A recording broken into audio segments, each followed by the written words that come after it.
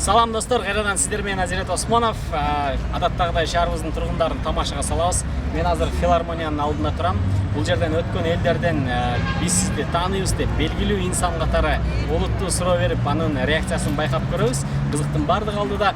Эгерде достор сиздерге ушул видео жаккан болсо, алдына комментарий жазабыз, лайк коебуз. Азирет Осмонов каналына катталганды унутпаңыздар. Ал эми азыр мен элдерден сурап көрөйүн. Салам алейкум байке. Саламатсыздарбы? Бир-эки сурообузга жооп берип койсоңуздар. Атыңыз? Алтынбек. Алтынбек Жапаров байке. Мынакей өзүңүздөр үчөөңүздөрдү тең биз жакшы тааныйбыз. Тойлордо кызмат кылып жүрөсүздөр. Баягы үч илтик болуп, дуэт болуп, трио болуп жүргөнүңүздөргө байланыштуу. Кантип ушул команда, кайсыл ушул топ кантип түзүлүп калды эле? Ошол жөнүндө айтып берип койсоңуз. Biz андай кылбайбыз го. Улуу киши.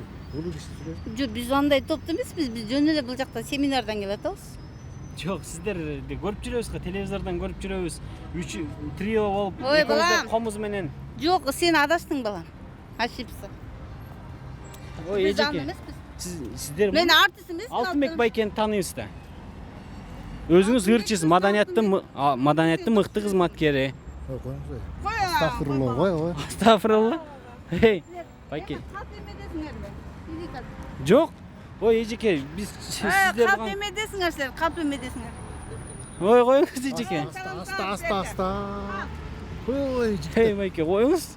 Эми ушинтип маданияттын кызматкери болуп туруп интервью бербей качып кетсеңиз, бул туура эмес да.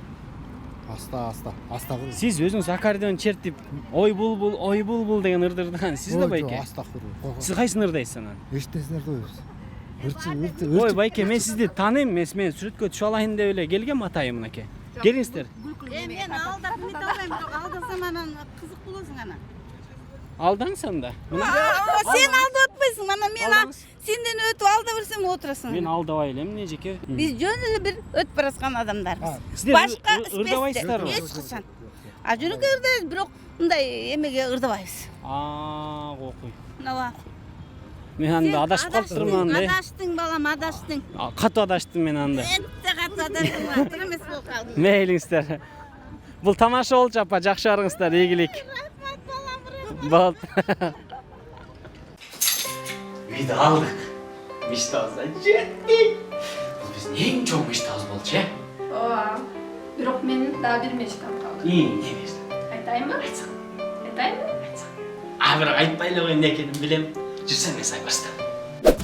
Мына сен башта. Жок.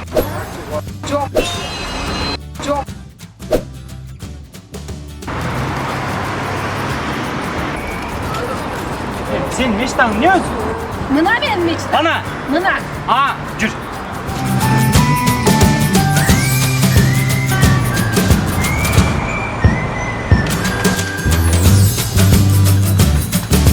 Мына. Вау.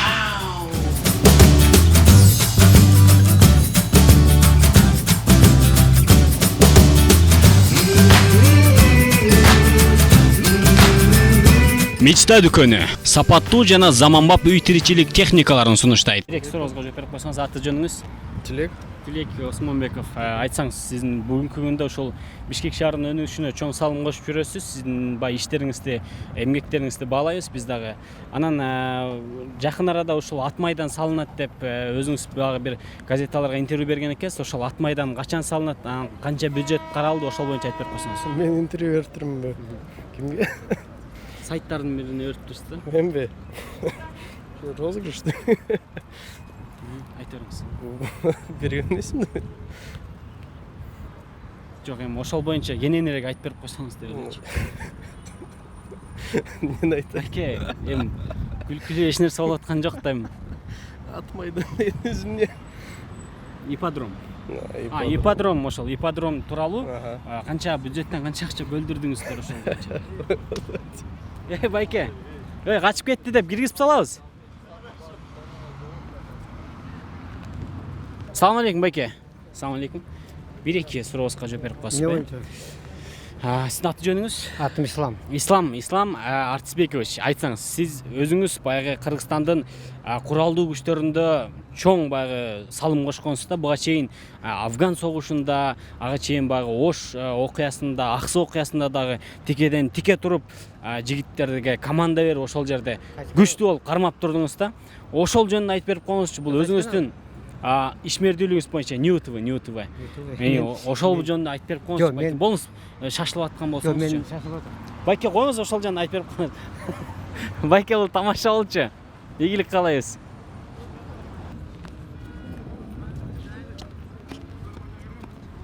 Саламатсыңар кыздар. Суроо бербейм, итаги элечи. Эртерээк үйгөңөргө баргыла, Бол, батыраак бас. Саламатсызбы чоңуз? Саламатсызбы? Бир-эки сурообузга жооп бербейли, эртерээк үйүңүзгө барыңыз, шашылыңыз. Маршрутка тияктан өтөт. Салам алейкум. Бир-эки ооз суроо алсак болобу, Аты жөнүңүз? Алижан. Алижан Талипов, сизди бүгүнкү күндө баягы коомчулук тааныйт. Дейле ушул айрыкча ушул интернет тармагында популярдуулукка ээ болдуңуз. Анын көптөгөн күйөрмандарыңыз бар. кече жакында эле ошол кыргыз эл артисти деген наамды алыптырсыз. Ошол бүгүнкү күндө кыргыз маданияты тууралуу, кыргыз музыкасы тууралуу өзүңүздүн оюңуз?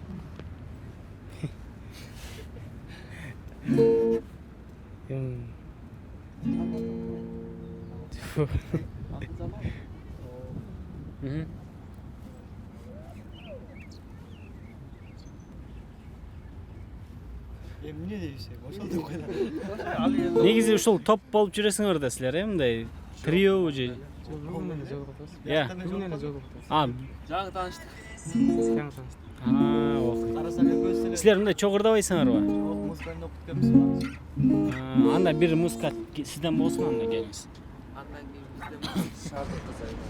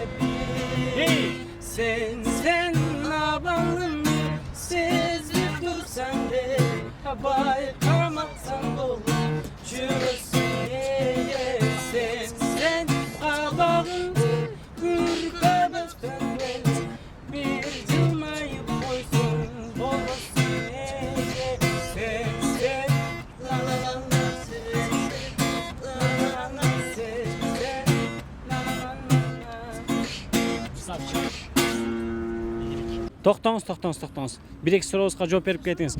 Эртерээк универге барып, сабагыңды окуп, анан кайра келип интервью бересиң, Давай, жүргүр. Ой, жекинен сурайсыз. Саламатсызбы, эжеке, бир-эки сурообузга жооп берип койсоңуз, Атыңыз? Айгүл Чалова. Сиз бүгүнкү күндө баягы сизди тааныйбыз. Тааныган үчүн баягы сизден келип интервью алалы деп чечтик. 2018 сулуулук сынагында биринчи орунду алгансыз, гран-прини алгансыз, Мерседести сиз уткансыз.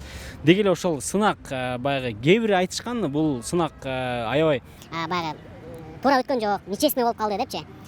Калыс болгон жок депчи. Сиздин оюңуз? Мен негизи сулуулук конкурсунан каршымын. Анткени сиз өзүңүз жеңүүчү гран-прини алган баягы айым катары жооп берсеңиз да. коррупция негизи каршымын. Негизи калыстык болуш керек да деп ойлойм да. Ошондо калыстык болбой калды, сизге жөн эле гран-прини берип койду деген ушактар чынбы, чын эмеспи? Эми бул нерсени биз айтып аткан жокпуз, бул нерсени элдер анан социалдык тармактан, интернеттен, телевидениеден айтып атты. Айгүл утуп алды, бирок ал жөн эле акчанын арты менен алып алды дегенчи. Эгер фактылар болсо, албетте кайра караштырсак болот. Эгерде фактылар жок болсо, анда башка чечим кабылыш керек. Сиз чын эле утуп алгансызбы? Гран-прини сулуулук сынагында. Мен уталчу болушум керек да. Жок, кандай мен түшүнгөн жок. Сиз азыр алда эле айтып атасызбы бизде? Жок, сиз айтып атпайсызбы? Мисалы сен Айгүл Чаловасың, мисалы сен деген утуп жок. алдың деп айтып атасың да, туурабы? Айтып Жок, атасың. мисал деген жок. Мен сизди ошол Айгүл Чалова окшойт деп просто адаштырып алып турдум деп коюңуз. Жок, кечиресиз, мен Айгүл Чалова эмесмин. Бирок эгерде ошондой болуп турса болсо, мен калыстык болушу керек деп ойлойм да. Эгерде коррупцияда каршымын, сулуулук конкурстарга да каршымын. Айгүл Мамбетакунова. Мамбетакунова. Все, ийгилик сизге, жакшы барыңыз. Рахмат. Былтыр. Саламатсызбы? Бир-эки сурообузга жооп берип коесузбу? Аябай настроенияңыз жок келип аткансызбы деген, Не болуп атат? Что? Ну эми сиз ла деп салдыңыз го азыркыга чейинчи эмне жаңылык деген? Это братья мы слишком молчим. Это Не дейт ал? типа пранк, да, это? Не, пранк эмес. Бул опрос, блиц опрос деп коет ошол. Элдердин маанайын жана бүгүнкү күндө көйгөйлөрүн билүү да. Мне хорошо. Всё. Сизде жакшы элеби баары? Анда биз экинчи сурообузга өтсөк да, камерага жакыныраак келип алсак келиңиз. Мынакей. Аты жөнүңүз? Аманбаева Нураида. Аманбаева Нураида. Сиздин бүгүнкү күндө ошол кыргыз баягы жеңил атлетика боюнча сизди билебиз. Буга чейин Турцияга, кече жакында Турцияга барып келдиңиз. Өзүңүздүн берген интервьюңузда жакында турмушка чыгам деп интервью берген экенсиз да.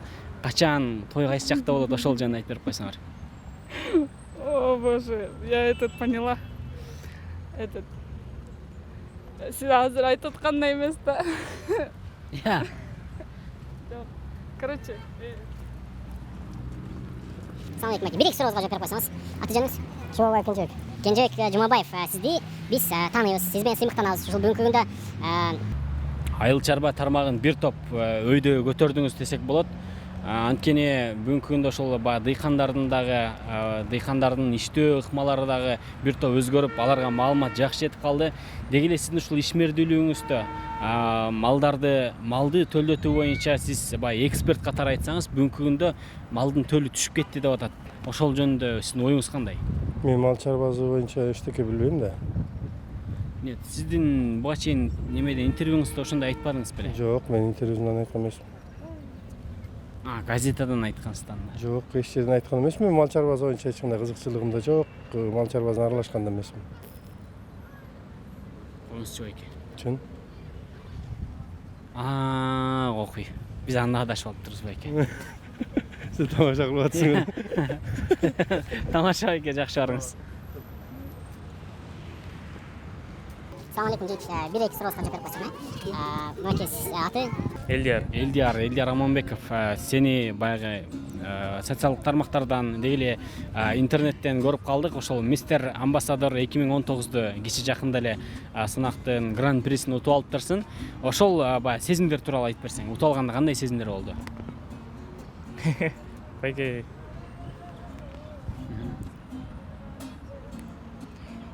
Аны билбейм байке, эчтеке утуп алган жокмун. Мистерди утуп алды дебиби сени? Жок байке, андай болгон жок. Тамашалап эле, кийин жакшына серьезно эле жооп берип коер. Жок байке, пранк бе? Не, ушун пранк ушинтип тартмак беле? Маңдайына коюп алып. Билбейм байке, андай уткан жокмун эчтеке. Эмне утуп алдың анан? Эч нерсе уткан жокмун байке. Ата, бир нерсе утуп кел анда бар жүгүр. Да, ийгилик. Чачыңыздын цвети кандай өзү негизи? Какая имеется? Хоть серо-буро-малиновая, какая разница, какого цвета? Серо-буро-малиновый, не дейсиз? Какая разница, какого цвета? Всё, ийгилик. Удачи вам. Сиңиз? Шахра Талипова, сиз айтсаңыз, ушул баягы сиздин бир интервьюңуздан окуп калдык. Бул сайтта берген экенсиз интервьюну. Билим берүү системасына жаңы баягы методиканы киргиздик деп, ошол жөнүндө айтып берип койсоңуз. кечирсиң, эч нерсе билгизген эмесмин. Эч нерседен адаштырып атасыз го дейм. Жок. Шахра Талипова, сиз да келиңиз. Ошол баягы берген интервьюңуздан эле эми ошол жөнүндө айтып берип койсоңуз да. Эмне деген методика, ал качан колдонулуп баштайт? Түшүнгөн жокмун сиздерге, кайсын интервью? Иә. Явно адаштырып жатасыздар, түшүнгөн жокмун сиздер. Жок. Бул айтыңыз. Мен айтам. Биз азыр сиз айтпасаңыз бул телевидение тартып атат. Биз жооп бербей качып кетти деп баары бир киргизип кое беребиз да. Ладно, киргизерсиздер. Качып кеттиңиз да андай ушу жоопкерчиликтен качкан ушундай болобу? Жоопкерчиликке мен биринчи кирген эмес. Мамлекеттик кызматта иштеп атып, анан ушинтип сиз бизге жооп бербей, элге мына канчалаган эл көрүп турат. Качып кетсеңиз туура эмес го дейм. Болду. Рахмат, кете берейинчи. Качып кеттиңиз, значит. Assalamualaikum. Bir iki soruga cevap verip koysanızlar. Kırgızcancha söyleye albaysınlar, bırak düşünüyorsun orada ya Kırgızça. Все onda. Бүгүнкү күндө ошол K-pop деген неме бар, стиль бар өзүнчө. Это из-за этого, да? K-pop деген стиль бар, анан аны баардыгыбыз билебиз. Силердин стилиңер эмне деп аталат? У нас нет стиля, мы просто ходим так, как хочется. Это не вызывает, это не юношеский максимализм, из-за которого людям было бы некомфортно. А так мы нормальные люди, которым нравятся девочки и все такое. Это просто мы так оделись, он ярко, я темно. Все нормально. Точно ошондойбу? Точно ошондой кандай? Эми K-pop стилинде эмессиңерби деген суроо да. Кудай жок. Сиз эмне менен алек болосуңар деген мындай. Көчөдө көпчүлүктөн айырмаланып, экөөңүздөр мындай башкача кийинип, чачтарда башкача жасалган бул жака мындай байланып. На то пошло, мы спортсмены, мы увлекаемся баскетболом. Вот. Мы более спортсмены. Ну, по нам, наверное, не скажешь. Мы просто сейчас идем как раз-таки на баскетбол, на одну тренировку. Вот. А так к кей-попу мы не относимся. Негизи ушул баскетболисттердин баардыгы ушундай стиль менен жүрүшөбү? Ну, в основном нет. Просто мы как подростки, наверное, так просто захотя садятся, мы так оделись. Вот. Сиздин ушинтип чачыңызды мындай өстүргөнгө үйдөгүлөр каршы эмеспи? Ну, были люди, которые в школе к этому относятся нетолерантно, если так можно выразиться. Баягы коомчулукта моундай пикир бар да, бул менин оюм эмес, жеке оюм эмес да. Ушундай башкача стилде жүргөндөр, чачын өстүрүп алгандар, көпчүлүк ойлошот да, булар көгүш депчи. Бирок аларга силердин оюңар кандай? Ну, я отношусь к этому нейтрально, то есть если это меня не касается, то это не должно меня касаться. Оно меня не касается, и мне как-то по боку, если честно. Пусть это меня просто не касается. А вот если это уже как-то начинает ко мне проявляться, то с недоброжелательностью. А так я как-то нейтрален к этому. Все, ийгилик жигиттер. Чачыңар жакында алдырат турбайсыңарбы? Кыскараак кылыпчы мына. Ийгилик давайте жакшы аргыла. Анда бир куплет ырдап койсаңарбы? Эмне жөнүндө ырдап коеюн? Ата-эне жөнүндө. Ата-эне жөнүндө бул Талай Бектургановдун ыры бар болчу, ата-эне деген. Чынын айтсам, азыр кээ бирки ыр саптары ушу эсимден чыгып кетти да, болбосо эсиңде барларын ырдай бер. Кандай башталчу эле азыр. Только с тобой деп башталат беле? Жок. Талай Бектурганов только кыргызча ырларды ырдаган да. Кыргызча ырларын. Ал азыр Эроина оп деп башталат. Жок. Канча Эй, досум айтчы. Он балаң болсо дагы, бирдей керек. Он бала болсун дагы, ата-эне. Дүйнө бирден бир ишылса ушул сыяктуу да. Ырдадың деп эсептейли. Бул жакта музыка коюп коебуз менин артынанчы. Ийгилик сизге, чыгармачылык ийгилик, ушул кыргыз маданиятына салымыңызды кошуп жүрөңүз. Эми токтой турсаңыз, бул азыр бул каяктан көрүнөт? Каяктан бул тартып атканыңыз эмне себеп? Булуттун артынан айга окшоп көрүнөт. Бул bunun себеби дагы көп. Анткени бүгүнкү күндө аба майданындагы самолеттун учуусу начарлап, бензин төбөнүп атканына байланыштуу биз тартып атабыз. Ийгилик силерге. Давайте. Ушундай болмок белем, айтпайсызбы каяктан бул? Мен жакшына кайла айтып атпайм. Ой, мол чагылгандай чагылдырылат, күзгүдөн чагылдырылат. Жок, кайсы телевизиядан, кайсы беттен? Сиз жөн эле тарткан жоксуз да? Мен жөн эле тарткан жокмун, анткени бул нерсе биздин кыргыз маданиятында архивге кала турчу нерсе болуп аткандан кийин биз муну библиотекада сактайбыз. Ийгилик. Сиз өзүңүз кайсы жакта? Мен өзүм мамлекеттик жумуштардын биринде, Министерство здравоохранения деди. Айта албай калдым. Здравоохранениеде иштейм.